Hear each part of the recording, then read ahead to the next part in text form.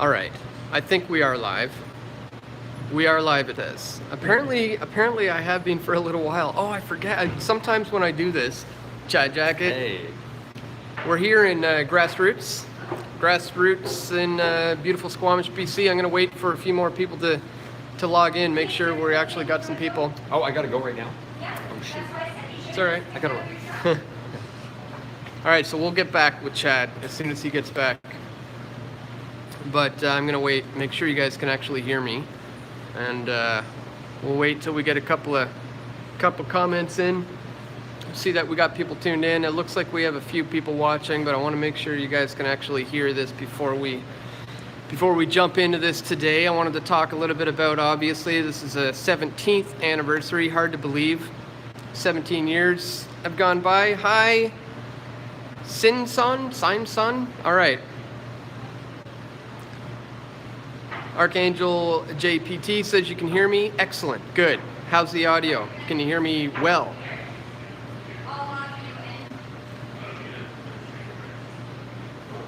Hello, Mr. Dan says Jackson Duno in the city place. Hello. How are you guys doing? Audio is awesome today. Good. Hey, Lee, what's up? We got Lee in the house. Hey, Lee. Hi, Don. I haven't left yet. No. I'm getting ready to leave though. Yeah. I gotta go pick up my truck from the shop and I'll be back. How long are you gonna be?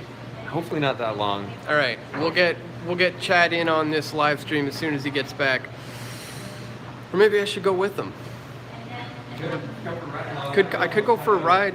I don't know if it'll cut out though. I'm on the Wi-Fi here. I don't know if it'll automatically switch to my data if I leave. We could try it. Should I try it? What do you think? Should I go for a ride with Chad? We'll see. Or should I just stick here, sit tight, wait for him to get back? Civil Action Information Network. How you doing? All right, we got about 50 people tuned in. That's good. 50 people tuned in, but only 7 thumbs up. That doesn't add up, guys. That doesn't make sense. Hit that like button right now. Hit the thumbs up button. I want to see that number jump up right now. It really does help with the algorithms. We gotta let people know we're live. Also, if you can share this stream. Let people know we're live. Put it out on your Twitter. Put it out on your Facebook. Lee, if you could do me a huge favor, put it out on our Twitter account, Press for Truth Twitter. Let people know we're live here with Chad Jacket. We're 17 years ago today. Unbelievable. Do you remember where you were? Like what you were doing? Yeah, I remember every single thing. Where were you? I woke up on my friend's couch actually and opened my eyes and looked over and his TV was on and saw the towers come down. Yeah, I was actually in the middle of a wake and bake session myself. I was a manager at Sunrise Records, and I had to open the store for 10 a.m. And I remember normally I leave around 20 after 9. I was up around 9 o'clock, put on the news, hitting the bong, ready to go to work, and I watched it. I watched it all unfold. Sat there and watched it live. Wow, I'll never right? ever forget it. Yeah. Unbelievable. Wow. And still to this day, we don't see the culprits actually being rounded up. It's been 17 years now. So Yeah, that's right. I wonder if it'll ever happen. Yeah, I know. Well, they need Will the full story ever come out? They need to start looking at the real culprits: the NORAD, the military-industrial complex, the black op operatives within the U.S. military. Unless they start looking into these avenues, they're never going to really get to the bottom of it. And if they're chasing some boogeyman in a desert, right? Yeah, exactly. So, Exactly, buddy. So They well, know darn well who did it. yeah, They got the receipt. yeah. Well, there's an excellent piece that just came out today from James Corbett called 9/11 War Games. Really encourage you guys to check that one out. Yeah, 9/11 War Games. I wanted to talk to you about this latest thing that you guys can leave anytime you want to. Don't worry about me. We're skinning out. Are you coming with? You gonna try to make it happen? Let's Sure. See if it works. I'm gonna come with them for a bit. We'll see if this works. Uh-oh, music is gonna mess me up. That's okay. It's on my video. Yeah, true. Oh yeah. It's not copywritten. Beautiful rainbow here in beautiful Squamish. Let me turn the camera around. Oh, look at that. Look at that. Beautiful. Gorgeous. Didn't even Beautiful. rain, really. It's just rainbows everywhere. There's a couple of them out today. It was a beautiful day on 9/11 too. I remember it was Tuesday. In New York, it was beautiful blue skies. Was it a Tuesday? It was a Tuesday. Hey, I it's just a happened to Tuesday. remember that morning. New albums came out every Tuesday. Are we dropping? Reconnecting. Oh shit. Oh, but it might reconnect on the data. Okay. Okay, so it dropped, but hopefully we'll reconnect on my data plan. I hope. I was on the Wi-Fi inside. I just came out, and I think it's reconnecting. We'll see.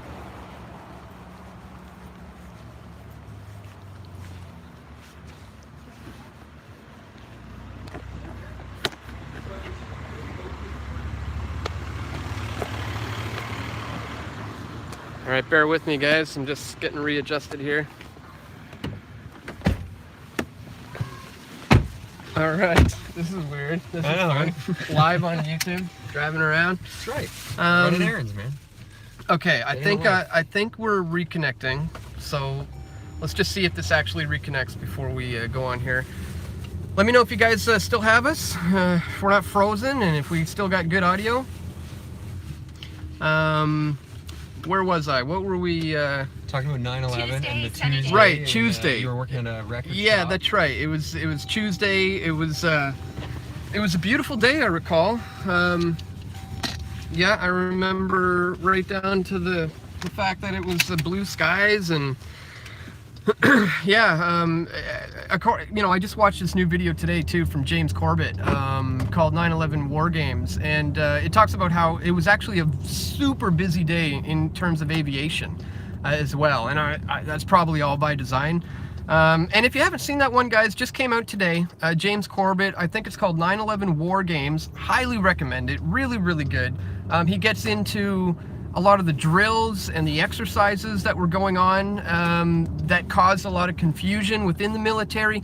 Because you know what? Like, there's obviously going to be, fighter jets and stuff, guys who are going to, take it upon themselves and be a hero and disobey their orders and go stop those things, and just do it. So. But unless they're confused and they're not sure if it's a drill, if they're confused about it and they're not sure if the threat is real, it might be real, it might be a part of the drill, I'm not sure, then they're not going to take it into their own hands. And that was all part of the design. There's definitely a lot of confusion that was going on that day. And that was definitely by design, for sure. Yeah. Yeah, within the military-industrial complex, the amount of just sheer confusion was, it's not coincidental. Not to mention Donald Rumsfeld coming out the day before saying that there's something like $2.3 trillion that was missing from the That's right, military budget. Yeah, let's not forget about the fact that the Pentagon, that's right, on September the 10th, Donald Rumsfeld admitted that they didn't know where trillions of dollars had gone missing. Yeah. And the next day, nobody talked about that. That just was not even in the news. Well, conveniently, the next day there was bigger news for them to worry about. So it still says reconnecting. So let me make sure that we still got you guys with us. I'm getting a spinny wheel, so I don't know if I'm frozen. But if you guys if I'm still with you, let me know in the comments. What was that ding? I think it might have been me because I was trying to get on to check. Oh, that's a good call. All right, we're good. We still got you. You're good. Oh, good. Thank you, Jackson Deneau. Thank you, DePunks. I can see you and hear you. Excellent. Good. All right. I guess so. We just reconnected to the data, which is good. So again, so many things. I've been watching a lot of footage today, and I still get emotional about it. I get teary-eyed. I get pissed off. When I see, especially though, that hole in Shanksville, Pennsylvania, and they want to have us try to believe that a plane disappeared into that field. Right. It makes me mad that they think we're that stupid, but people kind of are. They're not really questioning this the way they should be.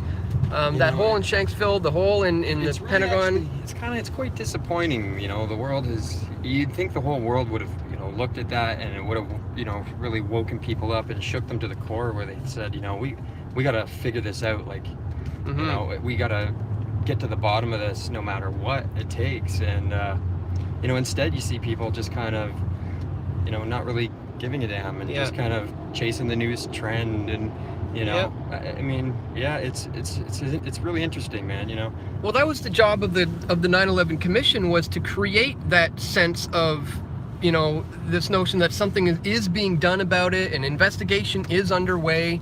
You know, don't worry, we're on top of it. Of course, nothing ever came out of that. Well, they went into, you know, Iraq and Afghanistan. We know that those things came out of it. And of course, right, the narrative then was all Muslims are dangerous and evil, and, you know, we need to go into these Muslim nations because they hate us for our freedom.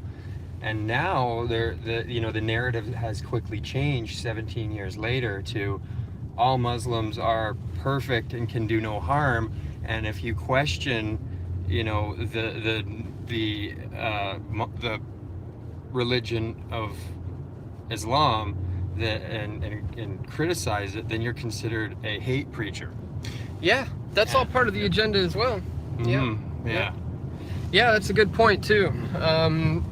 You know, it's multifaceted, really. The agenda here. It wasn't only to go into the Middle East and to, you know, create a need for the military-industrial complex to, you know, create more weapons. I mean, you know, there's a lot to do with creating a control apparatus for people right here at home, here in the West. I mean, Americans, Canadians.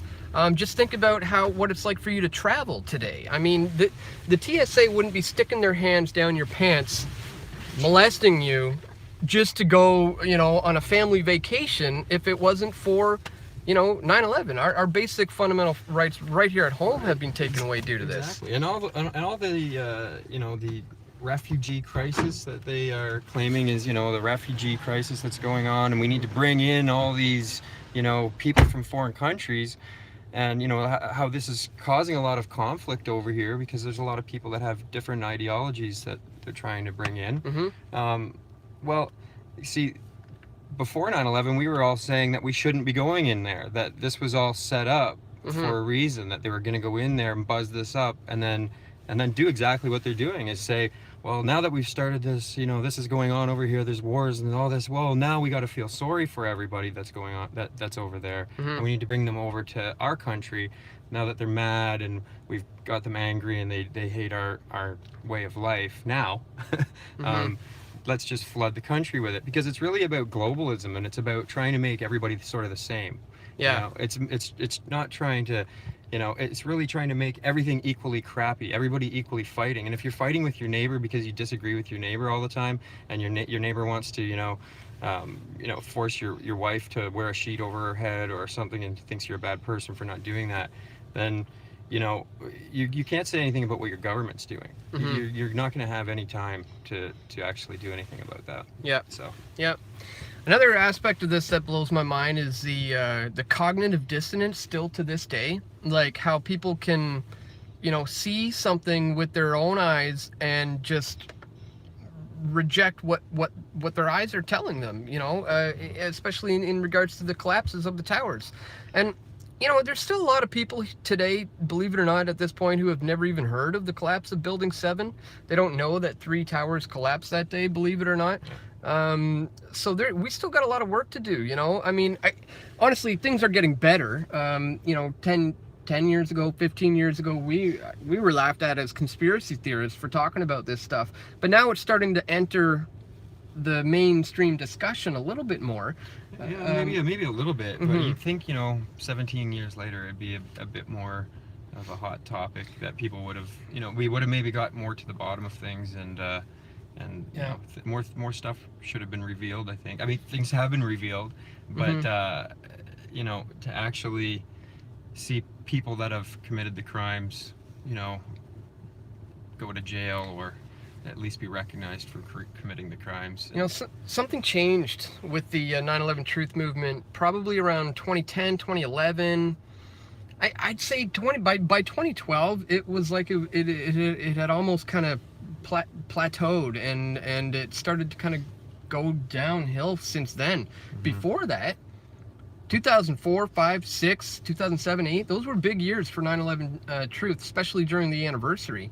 But yeah, I have noticed that as well. It seems to have been, The other thing people is don't. that, you know, they're doing so many things to us still, and in the meantime, there's been all kinds of stuff that's happened. So Yeah. it's hard to focus on one thing when they're continuously sort of trying to take your freedom away on all fronts. That's the So, scary and sad part is Yeah. that all they need to do is to launch another one of these things, and we're going to be kind of busy trying to get to the bottom of that one before Mhm. we can get to the bottom of this one. Yeah. I mean, I mean, we don't even, you know, we still haven't all got to the bottom of the JFK, and good point. You know, I mean, that still hasn't even come out. How long has it I been? mean, and I think most people have a good idea of what happened there, and I think there's been a lot of, you know, information that has come to the table, but nobody's got, again, all the solid evidence and proof. And, Lee says, remember Danny Joanko, control demo expert, who died after he said the collapse was controlled?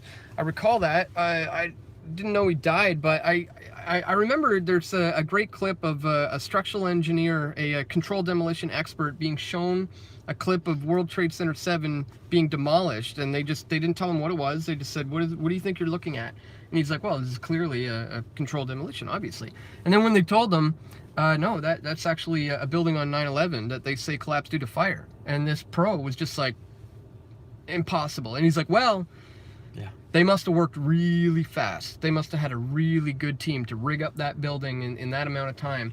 And, the cognitive dissonance, again, once again, he couldn't put, the two and two together. But I would say, I don't know, man. You know, a building like the Building 7, mhm. you know, it had Secret Service, CIA, there was a lot of agencies There in that was. building. Yeah. It makes you wonder if they would have had that thing like rigged for a Yeah, long time. absolutely. The DOD was in there. The CIA was in there. They had, various stock fraud investigations were in the middle of going on. That evidence was destroyed. A lot of reasons why that building needed to be taken down. And in my opinion, and after doing research on this for many years, I have come to the belief that was Covering up some evidence. that was the control center. That those planes were guided into those buildings from Building 7. They were remote controlled, or however it was done, from Building 7 was the command center.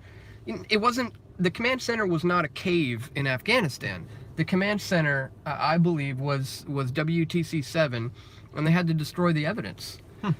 Yeah, that's could be part of it, and also just, I mean, how many different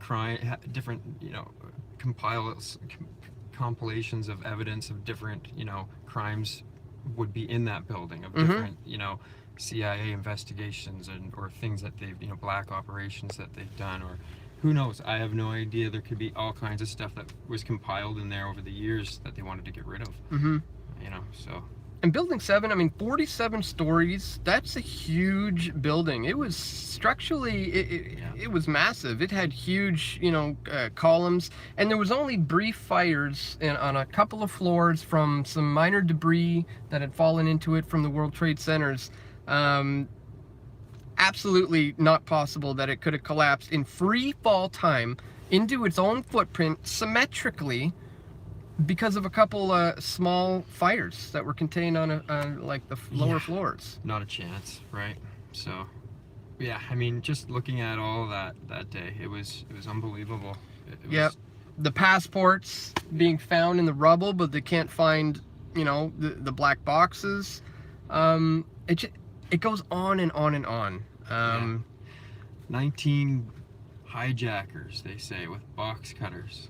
Right. Managed to defeat managed to wire 3 buildings up before they jumped in a plane. Yep. With explosives. And defeat NORAD, defeat the military-industrial complex, defeat the most powerful military that the world has ever witnessed and seen, the U.S. military. No, these guys, they were geniuses. They figured out how to do that. Yeah. Amazing. You know what was also a good trick?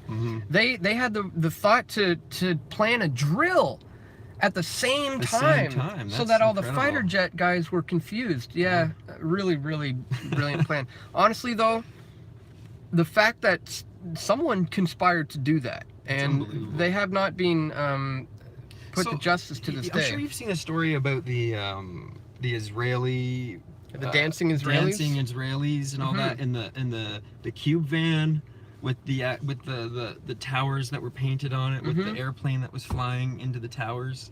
So, just to make sure you guys we're all on the same page here, there was I remember this. There was reports of what's called the dancing Israelis, and there was also reports of some Israeli men who apparently had a van with a mural painted on the side of the World Trade Center towers collapsing, and they were driving around on 9/11 on the day in this van apparently, and they could be seen like cheering and celebrating and things of that nature. It's just All those reports have disappeared. really. Yeah, it's really hard to find. There's still to this day some police audio, Right. I think, from the police cars who were investigating the van, but that is a weird one. Yeah.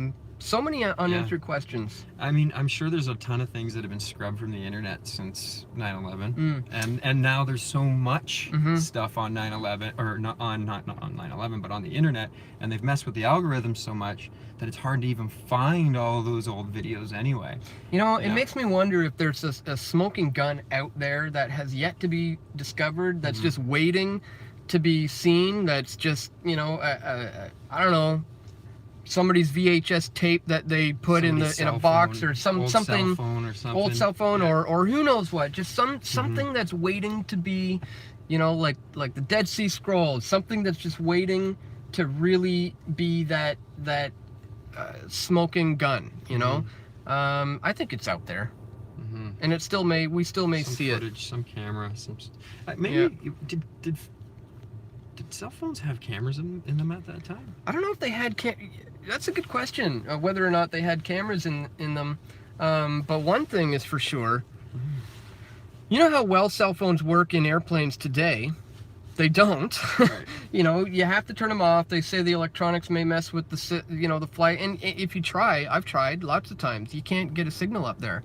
But 17 years ago they worked so well.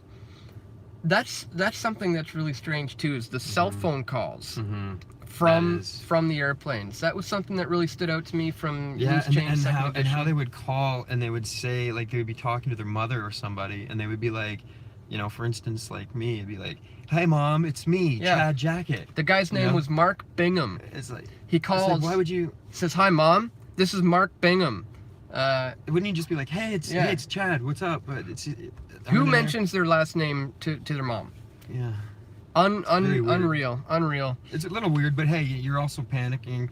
I'll give the benefit of the doubt on all that, but it's very odd. It's odd, yeah. If you guys have any questions, put a whole bunch of question marks beside them, because I can scroll back, but they disappear quickly. So I'll try to keep an eye out here on the chat, and I'll see if we have any questions coming in, or if any other talking points you want us to elaborate on when it comes to 9/11, because as we said, I mean, there's so many. It starts to get foggy. So many things. It starts to actually get foggy now, you know? It's something, it's stuck in my mind, don't get me wrong, but it's also like there's those little details about the day that you start to forget about all those little things. I mean, I've made documentary films about this. I've made a 6-hour-long DVD. I've interviewed every single person in the movement in regards to 9/11, and I still get mixed up every now and then and forget key points. Or, you know, I put out a video a little while ago talking about, you know, something about the FBI's involvement, and in the video, and it, of course, it went viral, sort of, got 150,000 views or so, I accidentally said that the plane that flew into the Pentagon allegedly was a 747, but it was actually a 757, and I said that, so that video is out there, and I got hammered in the comments by people saying, "You got it wrong," and I had to say, okay, I'm glad you guys are holding me accountable. I did get that wrong. Yeah. I knew it was a 757, and for whatever reason... How much of a difference, I'd like to know, is there between a 747 It's not a and big difference size-wise, but it is... I was factually incorrect. Yeah, fair enough. And I pinned a top comment on that video and said, "I apologize, I did get that wrong. For whatever reason, the word 747 came out of my mouth." I think because that's what we hear in pop culture. We all make mistakes, you know, as long as we hone up to it. But yes, the point is, there's so much. You can get overwhelmed with the information, but it's still important that you dive in and look at it. Because only when you do that are you going to start to see some of these anomalies, because they're just not pointing them out in the media or on TV or any of the propaganda pieces that we're seeing from the news usually around this time of year. Yeah. You're just not getting it. No. Buildings do not fall at free fall speed of gravity unless it's a controlled demolition, says secular penguinist. Yeah, absolutely. Free fall is the smoking gun to me. Yeah. Right? I mean, you look at the top of the tower, trade tower, you take that chunk, in order to drop that top piece, for it to fall free fall speed, you have to remove all of those columns, all of that steel, all of that concrete. There has to be zero resistance for it to be able to fall in the way that it did. Yeah. It was actually, like, how could you take a building down even any more perfectly? Yeah. You know, I think a lot of, demolitionists would look at that and be like, I couldn't have done it any better myself, And let's not forget the fact that the World Trade Centers were shut down.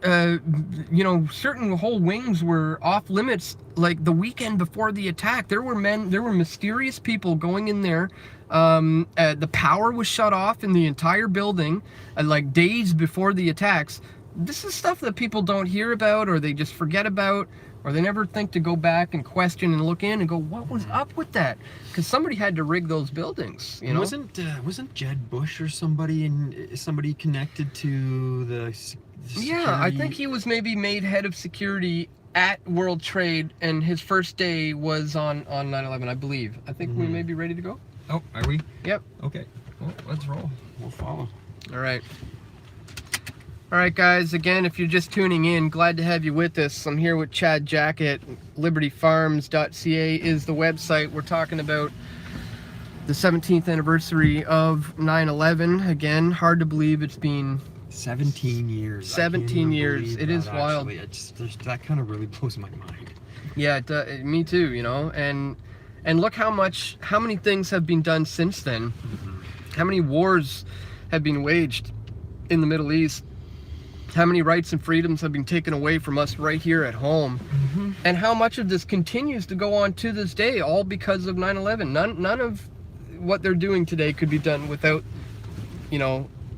having that tragedy that they needed.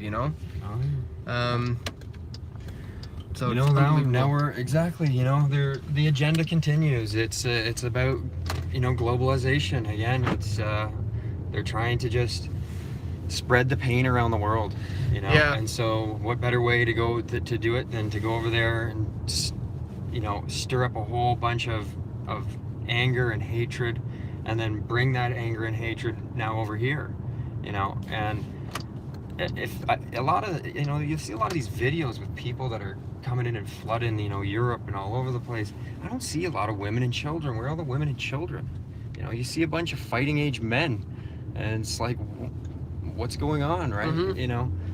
It's interesting. That's all I can say. It seems to me that it could be quite dangerous for the future of Europe and Canada, for that matter, if these policies like Trudeau keeps pushing, to just let people just come in and telling people everybody's welcome, as it was quite the perfect storm, as Trump was saying, we're gonna stop some immigration a little bit or slow it down, which put some fear into people. And then Trudeau said, we want a ton of it over here, come on in. I mean, it's an interesting play. Yeah.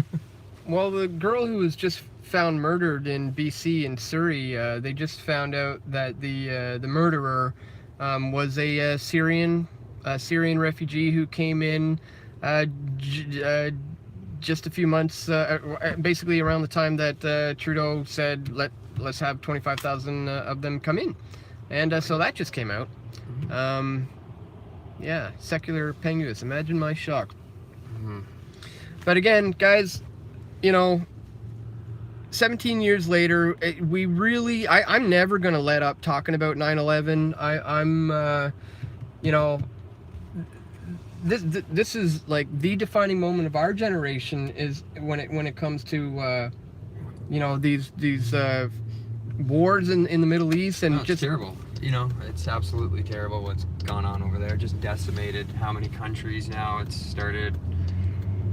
I guess it was, you know, we had Iraq, we had, well, I mean, it's before that, even, but you know, we've got Iraq, we've got Afghanistan, we've got Libya, you know, we've got Syria now. You know, they're talking about Iran on a regular basis. You know, it's obvious there's some sort of a takeover going on over there. And it doesn't seem like, you know, it seems like, to me, it seems like it just keeps getting worse over there as far as extremists and stuff. So who are they funding, and who are they going over there to bomb, you know? Yeah. And take out? What side are the NATO forces really on? I'd like to know. Well, we got to bring democracy. Bring that awesome democracy over to them. Oh, wait, it's just the illusion of choice, and it's another mechanism to be able to control a nation that's not controlled by a centralized banking system under the control of the Rothschilds. Imagine that. Yeah. I'm going to check the comments once again, see if we got any questions coming in. Bear with me, guys, as I scroll back through. Got a lot of comments.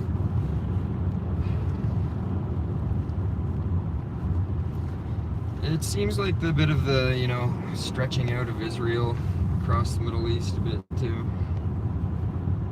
Democracy is a failure of a political system. I agree. Here's a question. No video of cruise missile or plane hitting the Pentagon. Yeah, exactly. They released 5 frames of what they try to say, oh, here's evidence of that airplane hit the Pentagon.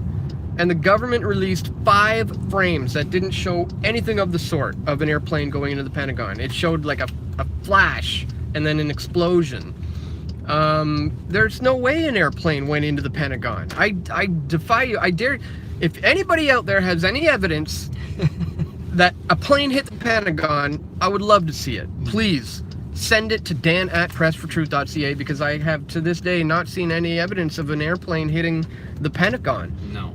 In fact, you know, flying experts will explain to you just the maneuver that was pulled off. Is next to impossible to be able to fly that low and to be able to come into that Pentagon that they say it did. Possible. And what department was in that section of the Pentagon? Well, it was actually Donald Rumsfeld's office, and that section was in the middle of being renovated, so he was not in his office at the time, conveniently. Yeah, but of course he was there. He was seen outside picking up allegedly pieces of rubble from the airplane parts, but it's like sheets of scrap metal that you can pick up with your hand, light enough to pick up. And if you're familiar with Operation Northwoods, in there they explain how you know, when they wanted to pin the blame on Cuba and stage an attack, they had a submarine that was going to release plane parts from the ocean to make people believe that an actual plane crash had happened. So that was declassified. Long story short, that never did happen, but it goes to show that they think about these things. That's crazy. Yeah. Okay, I'm about to head back into... Oh, she must have to keep this one. I'm heading back into where I might be going back onto the Wi-Fi signal, and I don't know if it's going to automatically connect me, so we may get disconnected, but we'll see what happens. Stay with us. And I don't know, maybe we'll keep going for a little while, or maybe we'll end the broadcast. Let me know. If you guys are having fun, you want us to stick around, chat some more with me and Chad, let us know. We'll stick around. Hey, there's a rainbow again. It's a beautiful day in Squamish. Got a nice big rainbow there.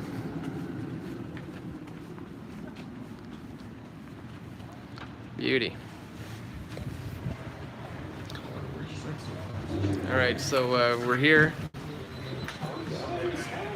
Show the store. Okay. This is Chad's store. Um,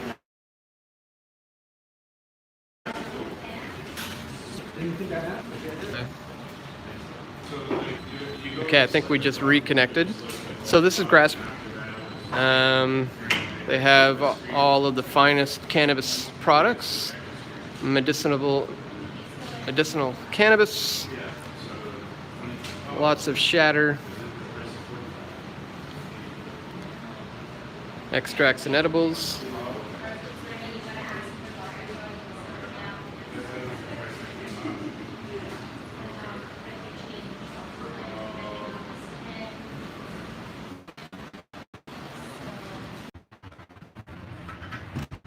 Am I back?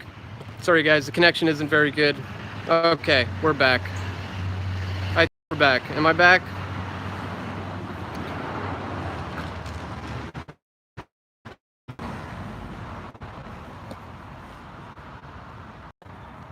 Let's get this rainbow. Okay, can you guys hear me? Are we back? Okay, we're back. Thank you, Nancy. All right, sorry for the breakup in the feed, guys. I'm kind of jumping back and forth between a Wi-Fi and just going on my data. I'd like to just be able to exit out of the app and turn the Wi-Fi off and just use the data, but I don't know if that'll kill the stream. I have a feeling that'll kill the stream, so I'm not going to do that. But yeah, if you have any other questions, let me know, guys. Otherwise, I might call it on this one because, as I said, I'm not getting the best signal. I'm jumping around. Yeah, it's a nice rainbow. Benny Harrison. But I have a feeling if I go back inside, it's gonna try to jump onto the Wi-Fi, and I might get disconnected again. People are advocating breaking Canadian driving laws. I wasn't driving, so it's quite okay that I was going live with my friend Chad. Do you like garlic? Good question. Yes. Just kidding, it's not really a great question. What about the 9/11 Cleveland connection? You'll have to elaborate, Otto Chad, on what you mean by the Cleveland connection. Chad was driving, it's cool. Did I see Corbett's latest 9/11 video, says Oliver D. I did, it's excellent. 9/11 was called. Really, really good. Breaks down the military industrial complex involvement. Basically, you know, the fact that there were drills going on, and he correctly, you know, points the blame at NORAD, the military industrial complex, and black op operatives within the American U.S. military. So I think he correctly, presents the facts on a silver platter, and yeah, it's an excellent piece. I strongly recommend everybody check that one out.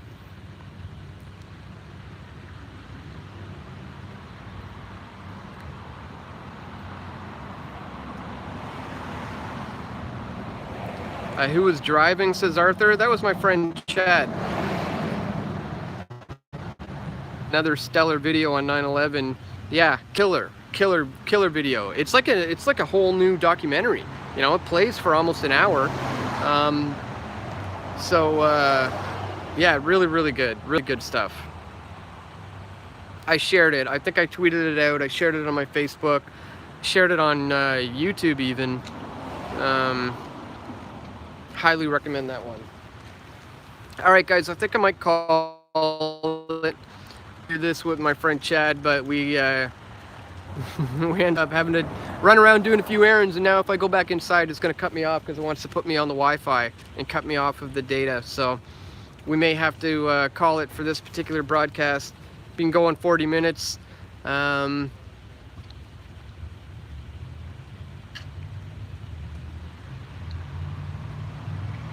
Another one, if you haven't seen it yet, is our 2-hour recut of the 6-hour DVD we made. And we put that on YouTube, so check out 9/11 Decade of Deception. Somebody, Dan, you were driving. It's on video. Stop lying. Okay. Anyways, Decade of Deception is a film that we put out in 2015. Is something that we shot back in 2011, and we recut it down into a 2-hour film for YouTube, and highly recommend that one if you haven't seen it. But also definitely check out James Corbett's one, and share them both. Today's a good day for that.